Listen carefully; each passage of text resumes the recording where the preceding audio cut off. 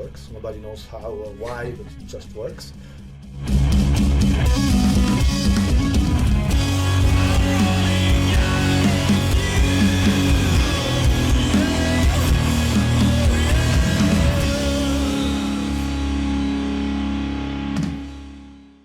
I have a very exciting guest today, Mirko Spagnolatti. Ciao, Mirko. Ciao, Ilian. So, a great payment expert, board member of IFSF, if I'm not mistaken. That's correct. What else? Oh, well, I spent, let's say, best part of my life in this industry. So, yeah, all about payment and petrols, more or less. So today we'll speak about payment. Today we'll obviously touch a lot about the different digital methods of payment, cryptocurrencies, mobile payment, cash, you name it. You ready? Thank you very much. Thanks for having me. I'm ready. Yes, let's go. First challenge is called 24/7 for a good reason. Just like modern retail store should be open 24/7, accessible both online and offline. So what's going to happen right now is I have created 7 questions for you, and you have only 24 seconds to answer them. All right. So you need to be super fast, straight to the point. Let's go. You ready? I'm ready. We're ready. Card or NFC? Oh, NFC. EV or hydrogen? EV. Bitcoin or Ethereum? Ethereum. Thing you like most about petroleum retail? The industry and the people in that. Thing you dislike most about petroleum retail? Time it takes to make decisions. What's your superpower? Wow. Stay with you here today and answer 24 seconds, 7 questions, yeah? Pizza or pasta? Pasta. 26 seconds. Wow, we have a new record. Woo, great. What was the most challenging question? Well, I had to think about the EV or hydrogen because it's complex. Yeah, it is. I guess there are a lot of flavors in terms of how to answer that. And you're basically the second one who answers that people are one of the most biggest asset of this industry. Is that truly true? It is, because it's about long-term relationship, it's about complex projects, it's about finally helping these people succeed in their business, and you can do that over a number of years in different countries with different technical challenges. And so finally it's much more than a regular customer relationship. It really becomes part of a team, part of your life, essentially. So yeah, that's really the part that I like the most. Yeah, I cannot agree more. So I think we're good. So that was 24/7 challenge, and let's move on. Okay. So let's start with some basics, right? Like an ABC of payment. So how do you see the payment industry within the petroleum retail today? Well, at this moment, let's say the biggest concern or challenge of most retailers is just to keep compliant, just to get the operations working, get an efficient infrastructure that works 24/7 as it should, meet customer expectations in terms of usability, performance, these type of things. It's a bit, still very much on the basic building blocks. In many industry sectors, this is just taken for granted because payment just works. Nobody knows how or why, but it just works. And this easy approach that people have, etc., is setting expectation on how it should work also in a complex environment like petroleum retailing. Big difference is that, of course, a number of different infrastructures are required. There are vast number of use cases that are not present in general retail, different form factors of devices, different vendors. So there is a lot of complexity in the front end that needs to be resolved to build this same seamless experience. So unfortunately, I should say, most of the effort is still to try to do the basics right, more than inventing very strange things. Yeah, that's an interesting point, because I think I will express like a general message from our audience here. But everything that relates to payment is always like a headache. Yeah. I think everyone feels like that, right? So the question is, I guess, like, why? Yeah, well, in my view, if I can visualize like that, there is a certain amount of complexity that is involved in any system, I would say. So in a way, if the front end is very simple, it means the back end is very complex, because finally the price you have to pay is quite the same anyhow. So the the way to make simpler for the retailer to adopt new payment methods and be faster in the meeting customer expectations and etc. It's really very much about designing scalability. The real point here is that the industry is moving very fast and much faster than anyone can predict. So the old 20 years old approach where we sit on a table, we design a specification, we start to work on it, we implement it, pilot it, test it, roll out, that just doesn't work anymore. It's more like incremental updates that you need to do over time, over a very solid architecture, which allows you to deliver these incremental improvements without the need of redesigning the whole thing. And that's a change that this industry still needs to kind of fully embrace, because the old style is just when you build a house. So you start from the blueprint, and then you start to put bricks, and then you go to the roof. Well, we are in the roof. And that's it, but that doesn't work anymore. It has to be much more agile. Yeah, I think it's a great point. So speaking about the legacy, what is the current cross-European average share of cash versus EMV transactions versus, I don't know, like PayPal, if it has any significant share right now?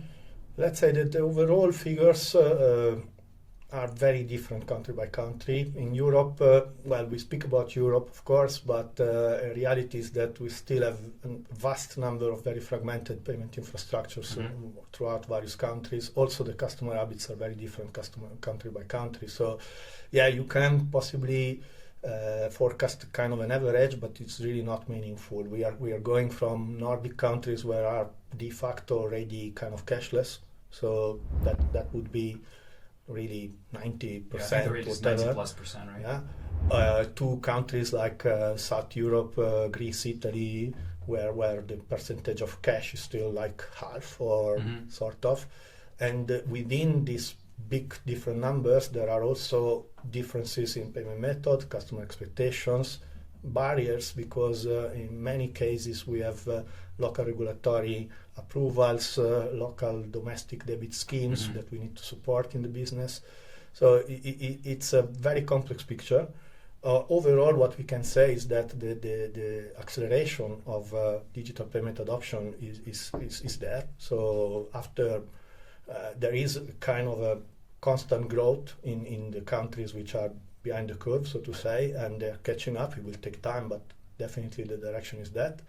There were some boosts, so probably we'll talk about that a bit later, or unexpected things that had this acceleration. But I know what you mean, yeah. And as of now, still the, let's say, pure digital experience, meaning wearables or pure mobile payments, this is growing like triple digit, but it's still like high single digit compared to the whole thing. So that's not still predominant. We're still talking very much about cards. Yeah. I'm going to ask you a couple of questions, and I'll give you 3 options, and you will need to guess which of those options were the answers given by ChatGPT and which one of those I made myself. Right? Let's go. All right, let's start with the first question. When did the first electronic payment transaction happen? Option number 1. Oh, you look like you know the answer right now. It's straightforward. I can try to guess. But okay.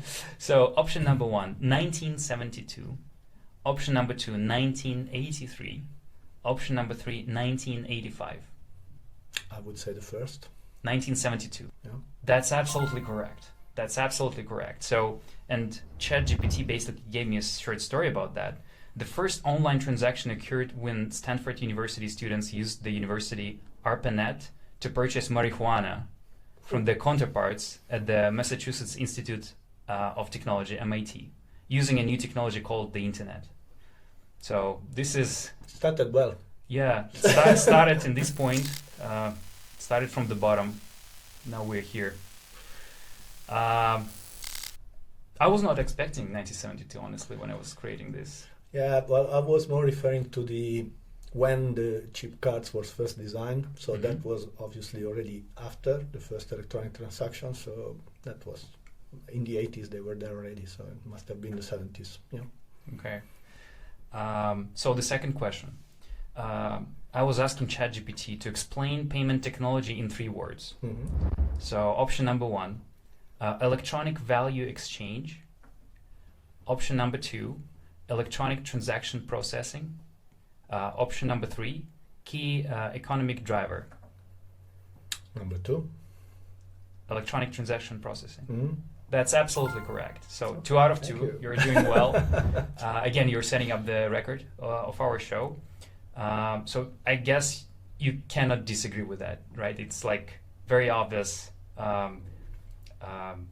explanation of what the payment technology is, right? Yep. Third question. What is the single most important factor when choosing payment gateway supplier? The first option, integration capabilities. The second one, cost. And the third one is security.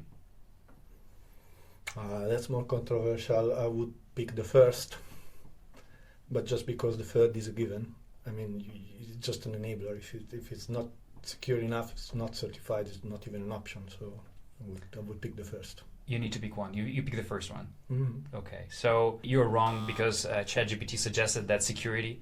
And basically explanation was really kind of close to what you just said.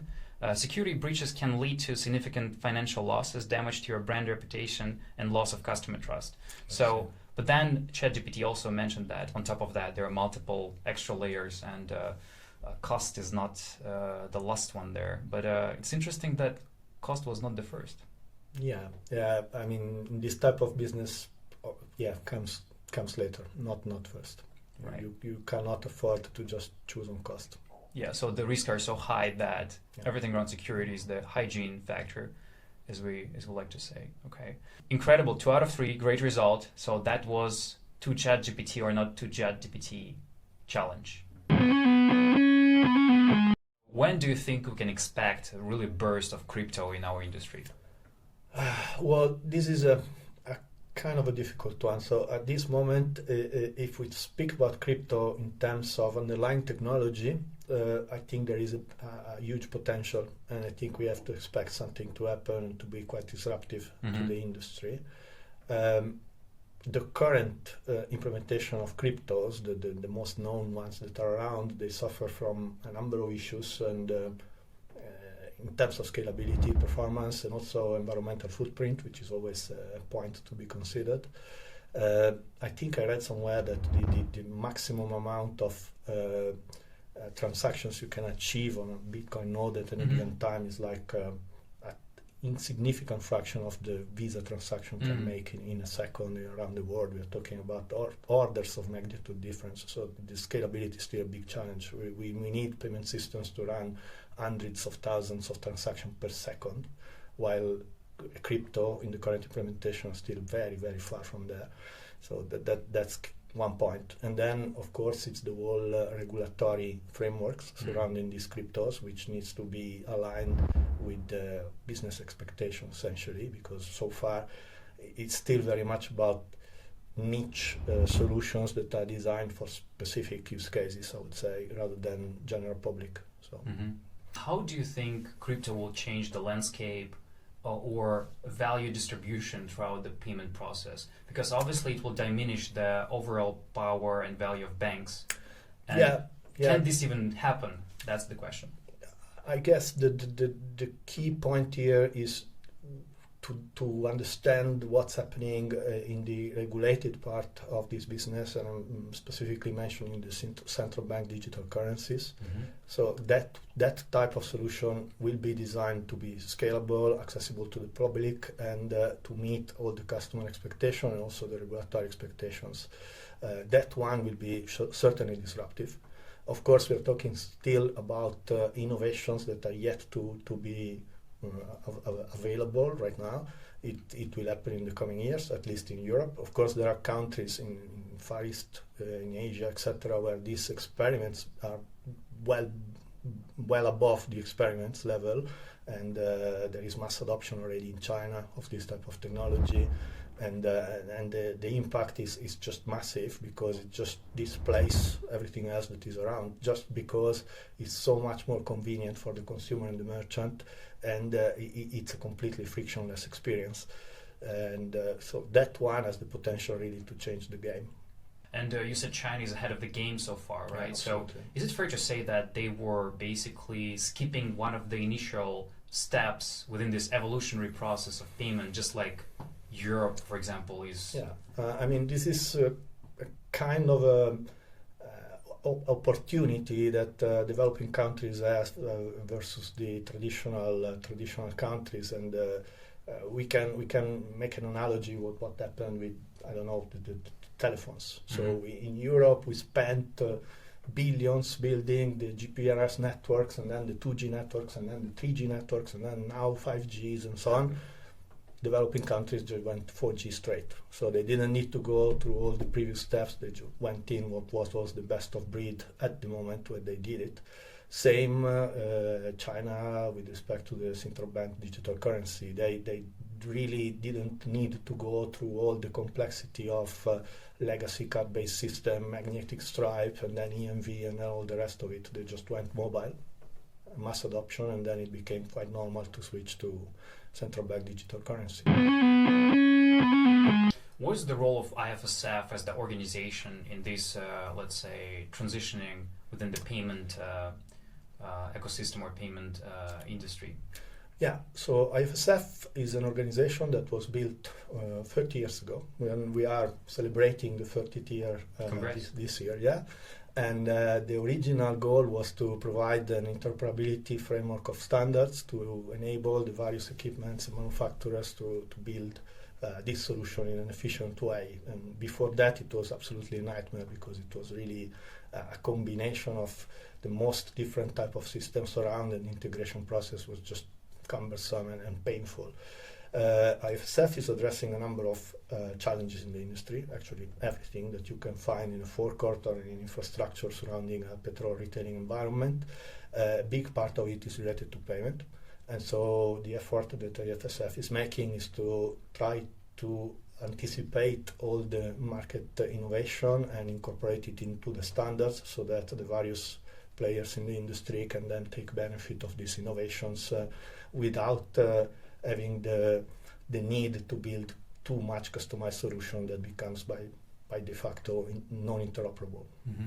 Can you share a bit of flavor how you guys are doing this? So you gather with some period of time and you discuss how to transition forward and how to update the existing standards and improve them. How does this technically happen? Yeah, well, there are some, let's say, major roadmap items that are discussed at board level, and let's say major initiatives that the IFSF organization is taking, but most of the work is done in the so-called work group. The members of the association can participate, and actually are welcome to participate in this work group to share their experience and bring their own contribution to the evolution of the standards. So most of it is happening really within the work groups. If any customer or integrator or provider around Europe has a new challenge because an oil company or a retailer is asking to integrate whatever payment method or mobile payment thing that just happened, the work group is the right forum where to put this thing on the table so that it becomes an asset for the whole community, and the next one that has to implement it to find the standard ready for it. What is the biggest ticket item within the roadmap in the next 3 years from IFSF? Basically, the past couple of years and possibly the next couple of years is about the transition from message-based standards, I would say, to APIs. So we are now in a stage where we are basically redesigning all the standard to be API compatible, and that's the biggest effort of the organization right now. Mirko, this was exciting, a very interesting discussion. I will have another 100 questions more, so maybe later on I'll invite you for the second time. We'll be happy to join again, yeah. So that was Running Out of Fuel or R.O.O.F podcast, and we'll meet very, very soon. Goodbye and stay tuned.